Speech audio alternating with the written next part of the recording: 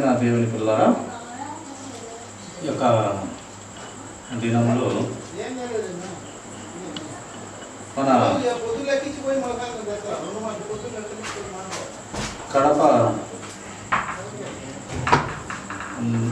కడపలో నివాసం ఉంటున్నటువంటి అగడాల ప్రవీణ్ కుమార్ అని గొప్ప దైవజనుడు యాక్సిడెంటల్గా ఆయన చనిపోవడం జరిగింది.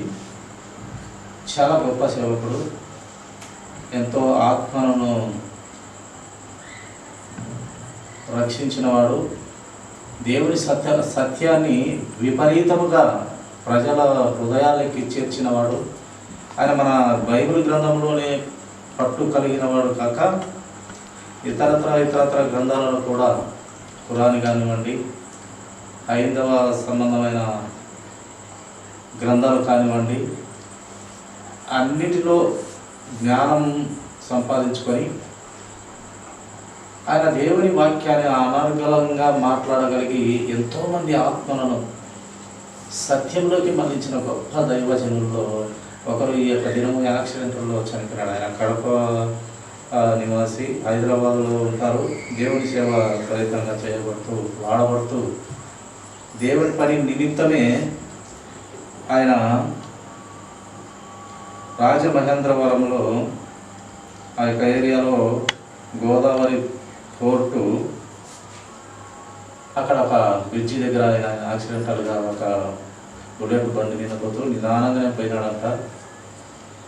కానీ ఆ యొక్క బండి మీద ఉన్నట్టుగా చనిపోవడం అయితే జరిగింది. కానీ ఆయనకు బెదిరింపు కాల్సుగా నిన్ను చంపుతాము అని చెప్పి బెదిరింపు కాల్సుగా వస్తున్నాయని చెప్పడం జరిగింది. నీ ముఖము మీద కాట్లతో చంపుతాము, నీ నాలుక పీకేస్తాము, నీ కన్నులు పీకేస్తాము, నీ పెదాలు పగలపడతాము అని ఒక వార్నింగ్ ఇచ్చి, ఎందు నిమిత్తము ఈ యొక్క వార్నింగ్ ఇచ్చినారంటే ఆయన వాక్యానుసారమైనటువంటి బోధ చేసినాడు. మేము కూడా విన్నాము. చక్కని బోధ చేసినాడు. అపార్థం చేసుకొని కొంతమంది మత విద్రోహ వ్యక్తులు అపార్థం చేసుకున్నప్పటికీ ఆయన మళ్ళీ తిరిగి ఆయన ఎవరైనా నా మాటల ద్వారా అపార్థం చేసుకుంటే వారికి క్షమాపణ కోరిన గొప్ప తగ్గింపగలిగిన వ్యక్తి. ఆయన ఒక గొప్ప మాట అనేవాడు, నా తండ్రి, మా నాయన, మా తండ్రి అని దేవుణ్ణి చాలా గొప్పగా ప్రేమించే వ్యక్తి ఆయన. గొప్ప దైవజనుడు, కోల్పోయినాము. నిజంగా కుటుంబంలో మరణమైన అంత బాధ కలగలేదు, కానీ ఆయన పోయినందుకు చాలా బాధపడడం జరిగింది. అంత గొప్ప సేవకుడు, ఎంతోమంది ఆత్మను రక్షించిన వాడు, చాలా జ్ఞానం కలిగిన వాడు. బైబిల్ గ్రంథంలోనే కాదు, అన్ని గ్రంథాలను పటిష్టం చేసి జ్ఞానం సంపాదించిన వాడు. అన్యాయంగా ఆయన ఈ మత ద్రోహ శక్తుల ద్వారా ఆయన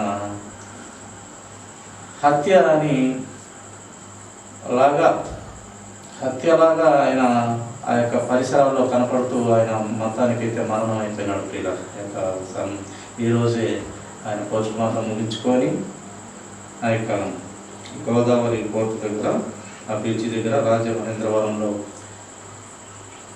ఆయన బాడీ పోస్ట్ మార్టం ముగించుకొని హైదరాబాద్ వెళ్ళడం జరిగింది. అంత గొప్ప సేవకుడు.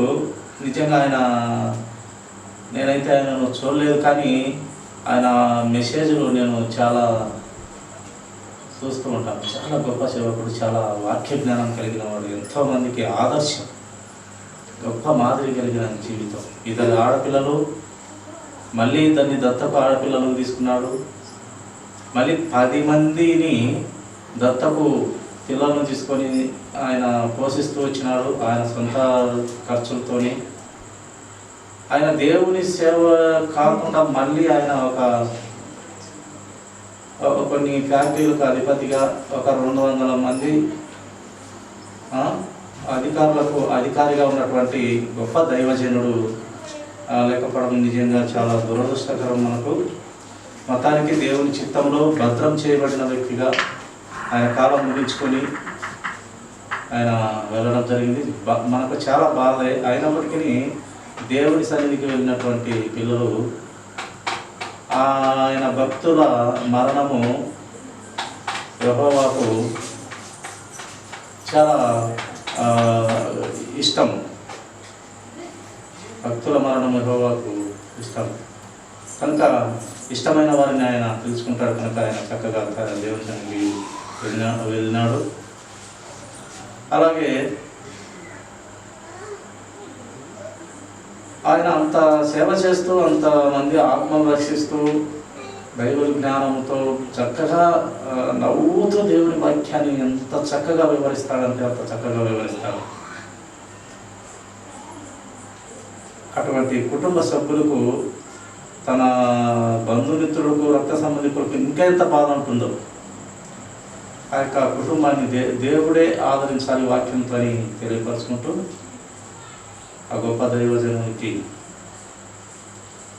ఆత్మకు శాంతి దేవుని దగ్గర దొరుకుతుందని నమ్ముచు, దేవుని దగ్గర ఉంటాడని నమ్ముచు మనము అటు దైవజనుడు ఇంకా ఎంతోమంది దేవుడు ఎన్నుకొని ఇంకా ఎంతోమందిని పుట్టిస్తాడని నమ్ముతూ మనం కొన్ని లేఖన భాగాలతో వాక్య ధ్యానంలోకి వెళ్దామండి.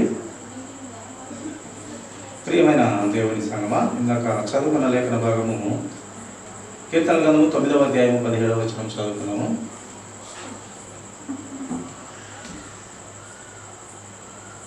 చదివినట్లయితే మంచిది. కీర్తన గ్రంథం 9వ అధ్యాయము 17వ వచనం. దుష్టులను దేవుని మరచు జనులందరూ పాతాళమునకు దిగిపోదురు.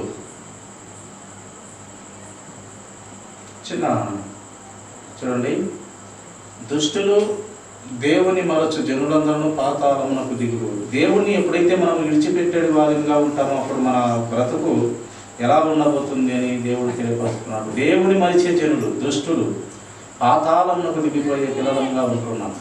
మనం దేవుని చేత భద్రం చేయబడే బిడలంగా ఉండాలని దేవుడు కోరుతూ ఉన్నాడు. పిల్లలు దేవుని చేత భద్రం చేయబడిన పిల్లలంగా ఉండాలి. అంటే ఆయన రక్షణ, ఆయన రెక్కల నీడలో, ఆయన రక్త ప్రోక్షణలోకి మనం రావాలి.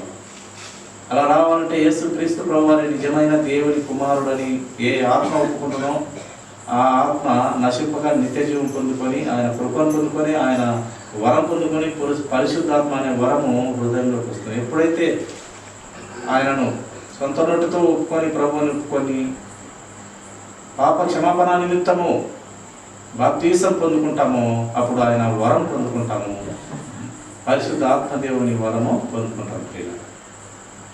కనుక ప్రతి ఒక్కరూ కూడా అసలు మనుషులను ఎందుకు దేవుడు పుట్టించినాడు అని మనము అనుకున్నట్లయితే,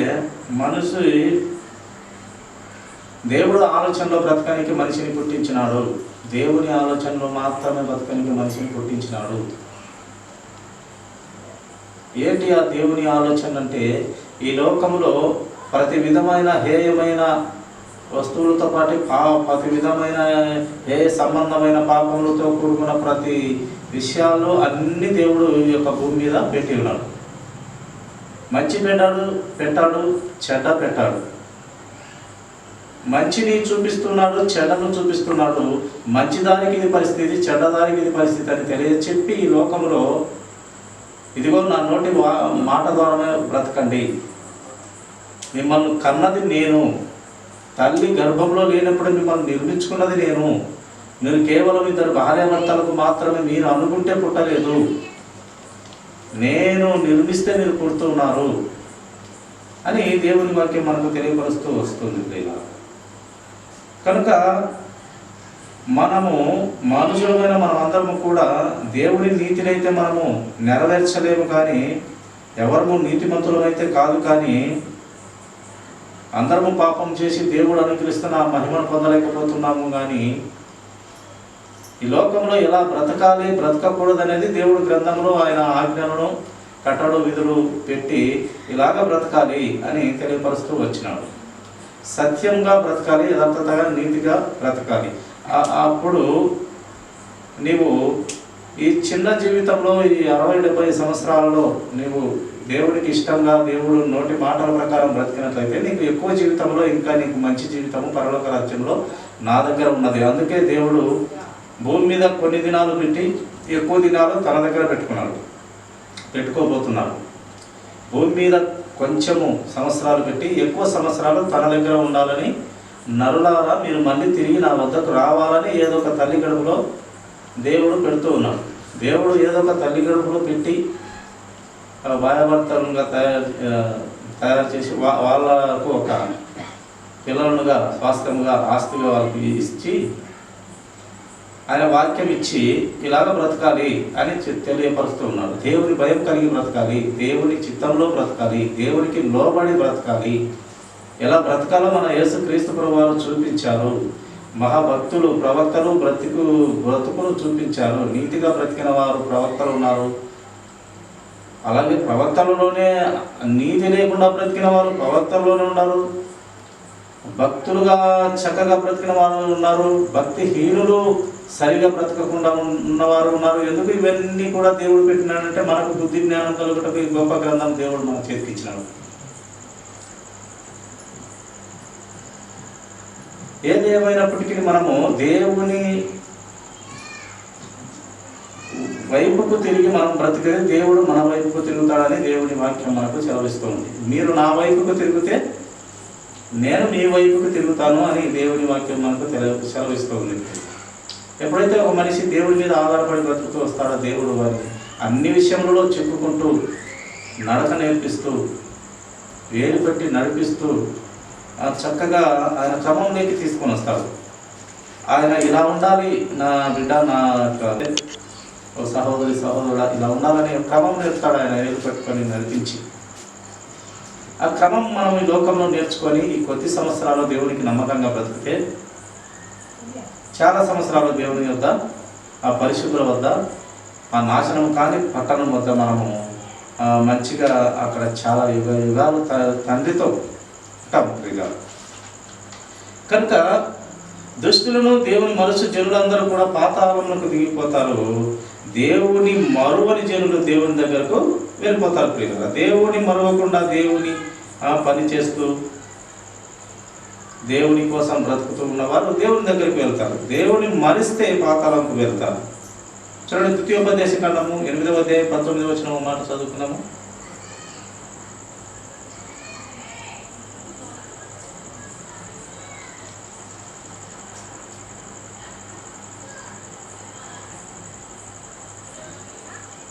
నువ్వు ఏమాత్రమైనను నీవు నీ దేవుడైన యెహోవాను మరచి ఇతర దేవతలను అనుసరించి పూజించి నమస్కరించిన ఎడల మీరు నిశ్చయముగా నశించుకోవుదురు. నేడు మిమ్మల్ని ఊర్చి నేను సాక్ష్యము పలికి ఉన్నాను. ఏమని చెప్తుంది దేవుని వాక్యము? ఏ మాత్రమైనను దేవుడైన యెహోవాను మరచి ఇతర దేవతల వైపు పోతే, దేవుని మరచి సృష్టికర్తను మరచి సర్వ సృష్టిని తయారు చేసిన దేవుని మరచి ఇతర దేవతల వైపుకి నా పోతే అంట దైవ గ్రంథము తెలియపరుస్తుంది, బైబిల్ గ్రంథము తెలియపరుస్తుంది. ఆ ఇతర దేవతలను అనుసరించి పూజించి నమస్కరించిన ఎడల మీరు నిశ్చయముగా నశించిపోదురని తెలియపరుస్తున్నానని దేవుని గ్రంథం తెలియపరుస్తుంది. ఎప్పుడైతే నిజమైన సృష్టికర్తను ఎవరైతే కనుగొనలేక వేరే వేరే వేరే దేవులను పూజించి వారిని కొనియాడితే నశించిపోతామని ఒక బైబిల్ గ్రంథం మనకు తెలియపరుస్తూ వస్తుంది ప్రియులారా. కనుక మనము ఈ యొక్క వేరే దేవతల వైపు పోకూడదు. ఎందుకంటే దేవుడు ఎందుకు వాటికి పోకూడదు అంటే అవి బొమ్మలు, వాటికి ముక్కు ఉంటుంది కానీ వాసన చూడదు, కన్నుంటాయి కానీ చూడలేదు, చెవులుంటాయి కానీ వినబడదు. ఆ రాళ్లకు, ఆ రప్పలకు, ఆ చెట్లకు, పుట్టలకు, ముక్కలకు అది అసలు క్రమం కాదని దేవుడు అసలు ఆజ్ఞలలోనే ఒక ఆజ్ఞగా పెట్టినాడు. ఎందుకంటే అది వాస్తవమైంది, నిజమైంది కాదు. ముక్కు ఉంటుంది కానీ అది వాసన చూడలేదు, చెవులుంటాయి కానీ వినబడదు, అలాగే కన్నుంటాయి కానీ చూడలేదు, మనం కదిలిస్తే కదిలిస్తుంది, లేదంటే అలానే ఉంటుంది. అలాంటి వాటికి ముక్కకూడదు. సృష్టికర్త అయిన దేవుడు, దేవుని నోటి మాట చేత కలుగబడినటువంటి దేవదూతలు సైతం, మనమందరము సైతము, చెట్టు గుట్ట అన్నీ సైతము, సర్వ సృష్టిని కలుగు చేసిన దేవుని నీవు కనుగొను, దేవుని ఆలోచన విధానం నువ్వు ఎరుగు, అప్పుడు నీకు నిత్య జీవితము. దేవుని ఎరుగుటయే నిత్య జీవమని గ్రంథము, బైబిల్ గ్రంథం తెలియపరిచింది. దేవుని తెలుసుకోవటమే నిత్య జీవము. నిత్య జీవం అంటే ఏంది? పరలోక రాజ్యంలో ప్రభువు ఉండే స్థలం, కొట్టివేయబడినటువంటి స్థలం అది పరలోక రాజ్యం. ఈ భూమి అయితే ఒకనొక సమయము కొట్టివేయబడే స్థలం, నాశనమైపోయే స్థలం. ఇది ఒకనొక సమయము లయమైపోయే సమయం. కానీ భూమి మీద మనకు అన్నీ చూపించి, అన్నీ కనపరిచి, ప్రతి విషయంలో మనకు జ్ఞానము, బుద్ధి, వివేచన నేర్పి, ప్రతి దాని మీద నీకు పట్టు సంపాదించి నిన్ను పరలోక రాజ్యంలో పెట్టుకొని అక్కడ పెద్దలకు సైతం బోధ చేయాలి, దేవదూతలకు సైతం బోధ చేయాలి. అనేక మంది పెద్దలకు నీవు పెద్దగా ఉండాలి. నిన్ను తోకగా గాక తలగా పెడతాను, నీకు బహుమానాలు ఇస్తాను, జీవవృక్ష ఫలాలు ఇస్తాను, జల బుగ్గలు ఇస్తాను.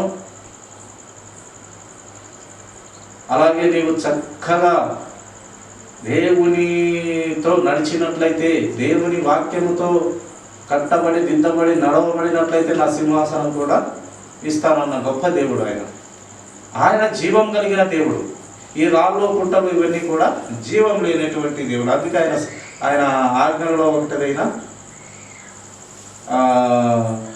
ఈ యొక్క విగ్రహారాధన చేయకూడదని దేవుని వాక్యము తెలియపరుస్తూ ఉంది.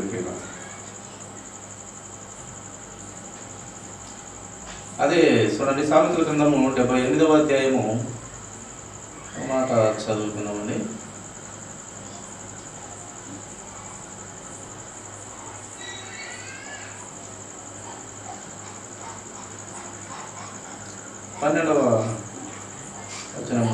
ఐగుప్తు దేశంలో నుండి స్వయం క్షేత్రమందు వారి పితరులు చూస్తుండగా ఆయన ఆశ్చర్య కార్యములు చేశారు. ఆయన సముద్రమును పాయలుగా చేసి వారిని అద్దరికి నడిపించాడు. ఆయన నీటిని రాశిగా నిలిపాను. పగటి వేళ మేఘములో నుండి, రాత్రి అంతయు అగ్ని ప్రకాశంలో నుండి ఆయన వారికి త్రోవ చూపాను.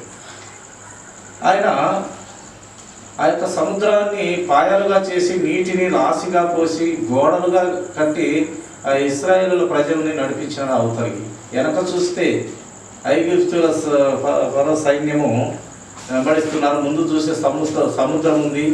ఎలా అని ఆలోచనలో పడి దేవునికి ప్రార్థన చేసినప్పుడు మోసేకి కర్రతో నీవు మాట్లాడి సముద్రమును టచ్ చేయని చెప్పినప్పుడు టచ్ చేయగా దారి ఇచ్చింది. గోడలుగా దారి ఇచ్చి ఆరిన నేల మీద వారు నడిచి వెళ్ళిపోయినారు. చాలా అద్భుత కార్యములు దేవుడు చూపిస్తూ, దేవుని శక్తిని తెలియపరుస్తూ ఆ ఇశ్రాయేలు ప్రజలకు దేవుని శక్తిని కనపరుస్తూ వచ్చినాడు. మోసే భయపడుతూ వచ్చినప్పుడు ధైర్యం చెప్తూ, నీవు ఆ ఫరోకి, ఆ యొక్క ఐగుప్తులో ఉండేటువంటి ఫరోకు నువ్వు ఏమై ఉన్నావు అని మోసేకి ధైర్యం చెప్పినావు. ఆ ఫరోకు నువ్వు దేవుడు అని చెప్పినాడు. దేవుడు చెప్తున్నటువంటి మాట మోసేకి, ఆ ఐగుప్తుల రాజ్యాన్ని పరిపాలించే ఫరోకి నీవు దేవుడు లాంటివి, మీ అందరికీ దేవుడు నేనైతే నువ్వు ఫరోకు నీవు దేవుడవు అని చెప్పి ధైర్యం నింపి, ఎంత తప్పించుకోవాలని చూసినా కూడా ధైర్యం నింపి ఇంచుమించుగా 30 లక్షల జనాన్ని, పైన జనాన్ని ఆయన నాయకుడుగా ఉండి నడిపించుకుంటూ వెళ్ళినారు. ఆయన శక్తులన్నిటినీ, ఆయన బాహువంతటిని, ఆయన బలమును, ఆయన పరాక్రమం, ఆయన మహోన్నతమైన ఉన్నతమైన ఆలోచనలని మోసేకు తెలియపరిచి, ఆ యొక్క ఇశ్రాయేలు ప్రజలకు తెలియపరిచి, చాలా ఆయన బలమైన బాహు శక్తిని అంతా కనపరిచినాడు దేవుడు. అలా కనపరిచి ఆయన సముద్రం సైతం రాశిగా చేసి నడిపించినారు. ఇవన్నీ వాళ్ళు క్షణంలో మర్చిపోయేది. మళ్ళీ దేవుని వైపుకు తిరిగి మళ్ళీ సనిగేది దేవుని మీద. లేదా మోసే మీద సనిగి తీసేశాడు. ఎన్నో అద్భుతాలు చూసినారంటే అన్ని చూసిన వాళ్ళు మళ్ళీ తిండి కాడ సనిగేవాళ్ళు.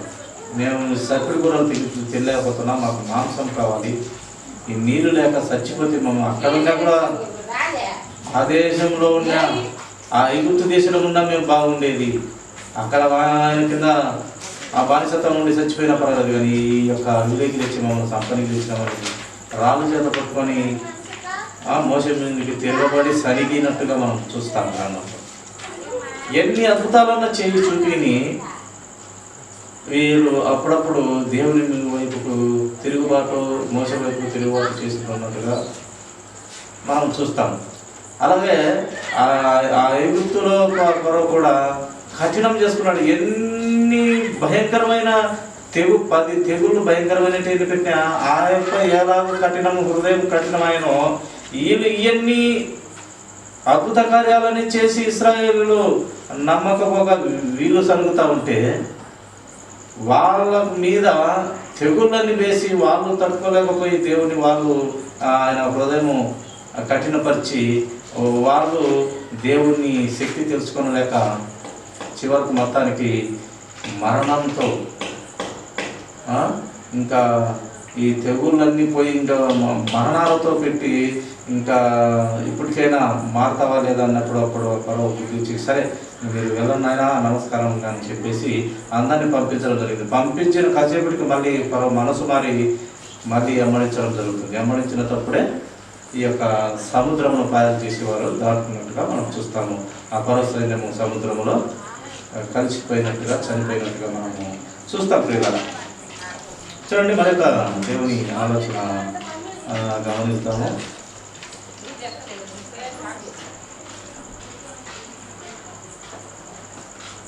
కీర్తన గ్రంథము 89వ అధ్యాయము ముగించుకుందాము. 11వ వచనము చదువుకుందాము. పరాక్రమము గల బాహువు నీకు కలదు, నీ హస్తము బలమైనది, నీ దర్శన హస్తము ఉన్నతమైనది. ఆయన పరాక్రమము గల బాహువు కలిగిన దేవుడు, ఆయన హస్తము బలమైనది, ఆయన దక్షిణ హస్తము ఉన్నతమైనది. చాలా శక్తి కలిగినటువంటి హస్తం అది. న్యాయము చేసే హస్తము, ధర్మము చేసే హస్తము దేవుని హస్తం. అందుకే ఆయన హస్తాలకి దిగి ఆయన రెక్కల నీడలేకి మనం ఉండాలి. ఎందుకంటే అలాంటి హస్తం ఆయనది, గొప్పదైన హస్తము దేవునిది, పరాక్రమము కలిగిన హస్తము, ఉన్నతమైన హస్తము, బలమైన హస్తము. ఆయన రెక్కలోకి వస్తే మనకు రక్షణ. కానీ అపవాది కానీ రంగురంగుల లోకంలో అయినటువంటి అపవాది రెక్కల కిందికి పోతే మనము నిత్య నరకానికి వెళ్ళినట్టే. అదే కీర్తన గ్రంథము 118వ అధ్యాయము 15-16 చదువుకుందామండి.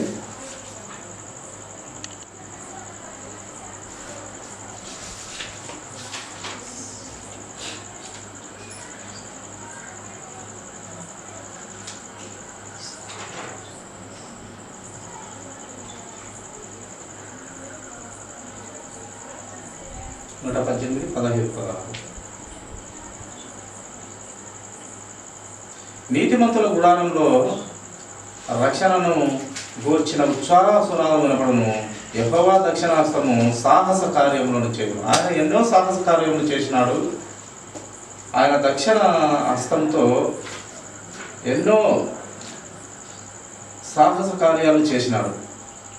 నీతిమంతుల గుడారం అంట రక్షణను గూర్చిన ఉత్సాహధ్వని వినపడుతుంది. నీతిమంతుల గుడారాలలో, నీతిమంతుల ఇళ్లలో రక్షణ గూర్చిన ఉత్సాహధ్వని, రక్షణతో కూడినటువంటి ఆ యొక్క ఆనందము నీతిమంతుల హృదయాలలో, వారి ఇళ్లలో వినపడుతూ ఉంటుందంట. ఇలా అందుకే నీతిమంతుల వైపు ఆయన ఆలోచనలు ఉంటాయంట.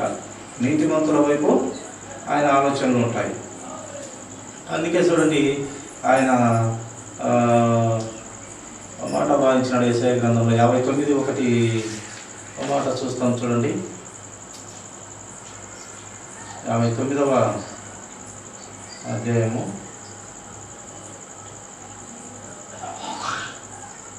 1 మొదటి వచనం చదువు. యెషయా గ్రంథం 59 మొదటి వచనం. రక్షింపనేరక ఉండునట్లు యెహోవా హస్తము కురుచు కాలేదు, విననేరక ఉండునట్లు ఆయన చెవులు మందము కాలేదు. మీ దోషములు ఆయనకు మీ దేవునికి అడ్డముగా ఉన్నాయి. మన దోషములు అంట ప్రియులారా దేవునికి అడ్డముగా ఉన్నాయి. ఆయనేమో రక్షింపనీకి రెడీగా ఉన్నాడంట. ఆయన హస్తము కురుచ కాలేదంట, పొట్టి కాలేదంట ఆయన హస్తము. ఆయన ఎప్పుడు రక్షించడానికి సిద్ధ మనసుతో ఉన్నాడంట. కానీ మన దోషములు, మన పాపపు ఆలోచనలు, మన దోష క్రియలు, ఆలోచన విధానము సరిలేనందువల్ల మన పాపములతో కూడిన ఆలోచనలు దేవునికి మనకు మధ్య అడ్డగోడలుగా ఉన్నవి. అందుకు దేవుడు మనము దీవించలేక ఆశీర్వదించలేక ఉన్నాడు. మన పాప దోష అయినటువంటి ఆలోచనలు తీసివేసినట్లయితే ఆ అడ్డుగోడలు తీసివేయబడతాయి. అప్పుడు దేవుడు దేవుని హస్తము, దేవుని చేయి కొరచ కాదు, ఆయన చక్కగా దీవించగలుగుతాడు, ఆశీర్వదించగలుగుతాడు. అందుకే ఆయన రెక్కల నీడలో మనము భద్రం చేయబడిన పిల్లలము అన్నారు. ఎప్పుడు ఏ టైం ఏం జరుగుతుందో విశ్వాసులు సైతం, గొప్పదైన దైవజనులు సైతం చూడండి యాక్సిడెంట్లు జరిగి చనిపోతున్నారు. దైవజనుడు కదా, యాక్సిడెంట్ ఎందుకు కావాలి?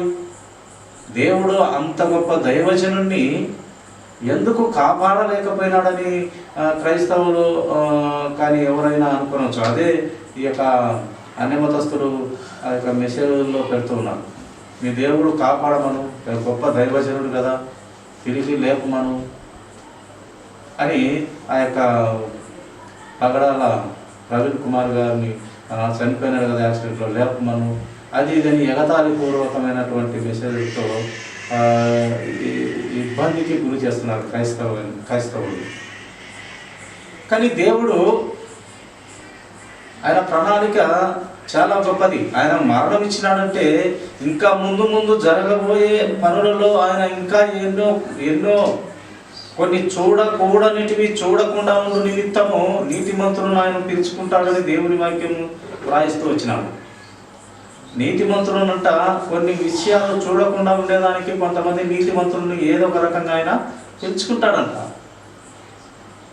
సార్ నా పని చక్కగా చేసినావు, ఇంకా వచ్చే నా కుమారుడా, నా కుమార్తె అని పిలుచుకుంటాడు.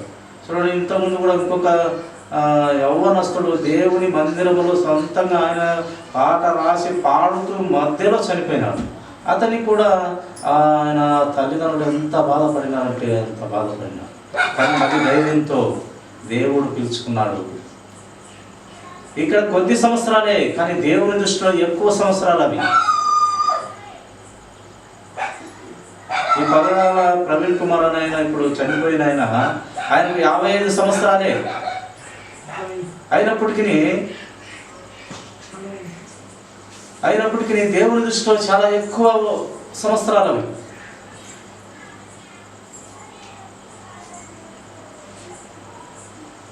కనుక ప్రియ దేవుని సంగమం, మనము భద్రం చేయబడిన పిల్లలను అంటే ఎప్పుడన్నా రాని మరణము 2 రోజులు బ్రతకని మనం భద్రం చేయబడిన పిల్లలంగా ఉంటే, అనగా రక్షణలో ఉన్నటువంటి పిల్లలంగా ఉంటే, అనగా పాప క్షమాపణ నిమిత్తము మారు మనసు పొందుకొని పాప క్షమాపణ నిమిత్తం బాప్తీసం తీసుకొని భద్రం చేయబడిన పిల్లలంగా ఉంటే ఎప్పుడు మరణం వచ్చినా మనకు ఇబ్బంది లేదు.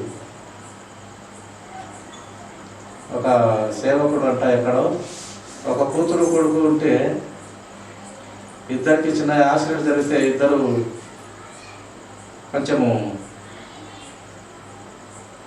కొసపాలనంలోకి వెళ్ళినారు. కొడుకు కూతురు ఇద్దరు కూడా యాక్సిడెంట్లో కొసపానంలో ఉంటే ప్లస్ ఎవరు బ్రతికితే బాగుంటుంది కానీ డాక్టర్ చెప్పినప్పుడు ముందుగా ఎవరికి వైద్యం చేస్తాం ముందుగా అన్నప్పుడు ఇద్దరి పరిస్థితి అంతే. ఇంకొంచెం ఇద్దరికి అందరు వైద్యం అందరూ కూడా చనిపోతారు. ఎవరికి ముందుగా చేయబట్టారు? కూతురుకు ముందు చేయబట్టావా లేదా కొడుకు ముందు చేయబట్టావా వైద్యం అని డాక్టర్ ఆ యొక్క సేవకుని అడిగితే కూతురికే ముందు చేయి వైద్యం అన్నమాట. ఏందయ్యా అందరూ కొడుకు కదా కావాల్సింది వంశము, కూతురికి చేయమని నేను చెప్తున్నామంటే, నా కొడుకు ఆల్రెడీ రక్షణలో ఉన్నాడు, కానీ నా కూతురు రక్షణలో లేదు. దేవుని రెక్కల నీడలో నా కూతురు లేదు, కానీ నా కుమారుడైతే దేవుని రెక్కల నీడలోకి వచ్చినాడు. భద్రం చేయబడిన బిడ్డ, అతను పోయిన దేవుని సన్నిధిలోకి వెళ్తాడు. ఈమె ఇంకా భద్రం చేయలేదు నా కుమార్తె, ఫస్ట్ నా కుమార్తెకు చేయని చెప్పినాడు. అది ప్రియుల దేవుని చేత భద్రం చేయబడడం అంటే అది. మనము భద్రం చేయబడుకున్నట్లయితే మనము నిత్య నరకానికి వెళ్ళాల్సిన పరిస్థితి వస్తుంది. కనుక భద్రం చేయబడిన పిల్లలంగా మనకు జీవం ఉండగానే, దేహంలో ప్రాణం ఉండగానే మనము ప్రభువు నమ్ముకొని భద్రం చేయబడితే ఎప్పుడు ఏదొచ్చినా ఇబ్బంది లేదు, చక్కగా ప్రభు దగ్గర ఉండగలుగుతాం. భద్రం చేయబడని పిల్లలంగా మన ఆలోచన ఉన్నట్లయితే మనం నిత్య నరకాగ్నికి వెళ్ళాల్సిన పరిస్థితి. కాబట్టి మనం మొదటిగా మనకు జ్ఞానము, బుద్ధి, వివేచన వచ్చిన తర్వాత మనకు మొదటిగా కావాల్సింది చదువు, ఆస్తి, అంతస్తు ఇది కాదు, కానీ మనకు దేవుని నుండి రక్షణ ముఖ్యం. అది భద్రం చేయబడే పిల్లలను ఆలోచన చేయాలి. ఆ భద్రం ఉంటే ఎప్పుడు చనిపోయినా మనకు ఇబ్బంది లేదంట. యాక్సిడెంట్ జరగని, ఏమన్నా కానివ్వండి, చనిపోయి ఏదన్నా కానివ్వండి, భద్రం చేయబడిన బిడ్డ. అందుకే ఆకాశం నుండి ప్రభువు మొదటిగా క్రీస్తులో భద్రం చేయబడిన పిల్లలు, మృతులైన పిల్లలు ముందుగా లేస్తారు అని ఒక స్వరం వినబడింది.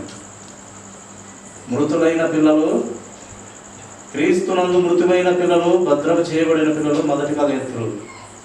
భద్రం చేయబడితే అలాగా మనము అప్పటికి బ్రతికున్న వారి కంటే చనిపోయినను మళ్ళీ తిరిగి లేవగలుగుతాం. అది భద్రం చేయబడడం. కనుక మనం భద్రం చేయబడిన పిల్లలుగా ఉండాలి. ఎప్పుడైతే మనకు జ్ఞానము, ఊహ, తెలివితేటలు మనకు వస్తాయో అప్పుడే మనకు రావాల్సిన ఒక గొప్పదైన భద్రత, రక్షణ ఏంటంటే అది క్రీస్తు యేసు ప్రభు వారిని సొంత రక్షకునిగా అంగీకరించి మారు మనసు కలిగి పాప క్షమాపణ నిమిత్తము దేవుణ్ణి అంగీకరించి బాప్తీసం తీసుకుంటే మనకు ఆయన సొంత రక్షకుడు అయిపోతాడు. నీ యొక్క పాప క్షమాపణంత బాప్తిసం తీసుకున్న తర్వాత పరిశుద్ధాత్మ దేవుడు నీ హృదయంలోకి వస్తాడు. ఇంకా నీవు దేవుని చేత భద్రం చేయబడిన బిడ్డవు. ఇంకా నీకు ఏమైనా పర్వాలేదు, దేవుని సన్నిధిలో ఉండగలదు. ఈ లోకంలో, ఈ కొద్ది కాల లోకంలో నీకు ఏమైనా పర్వాలేదు. నీ సంవత్సరములు తక్కువే కావచ్చు, దేవుని దృష్టిలో ఎక్కువగా ఉంటాయి. ఇక్కడ తక్కువ సంవత్సరాలు కావచ్చు, దేవుని దృష్టిలో ఎక్కువగా ఉంటాయి. ఇక్కడ భద్రం చేయబడిన బిడ్డవుగా నువ్వు ఎక్కువ సంవత్సరాలు బ్రతికినా, భద్రము చేయని బిడ్డవుగా ఎక్కువ సంవత్సరాలు బ్రతికినా దేవుని దగ్గర నీవు కనపడవు. అపవాది గాని దగ్గర కనపడవలసిన పరిస్థితి. అక్కడన్నా ఆ మరణంతో అంత అయిపోతుందంటే అక్కడ కూడా ఆత్మకు చావు లేదు. ప్రభువు దగ్గర ఆత్మకు చావు లేదు, ఆ సాతాను గారి దగ్గర కూడా ఆత్మకు చావు లేదు. అక్కడ ప్రభువుతో ఆత్మ సంతోషంగా ఉంటుంది రక్షణలో ఉంటే. రక్షణలో లేకుంటే ఇక్కడ సాతాను గానితో కేకలేసుకుంటూ ఇక్కడ ఆత్మకు సావు లేదు, ప్రభు దగ్గర ఆత్మకు సావు లేదు. ప్రభు దగ్గర ఆత్మకు సావు లేక అక్కడ ఆనంద రాజ్యంలో ఉంటావు, పాపం లేని రాజ్యంలో అక్కడ ఉంటావు.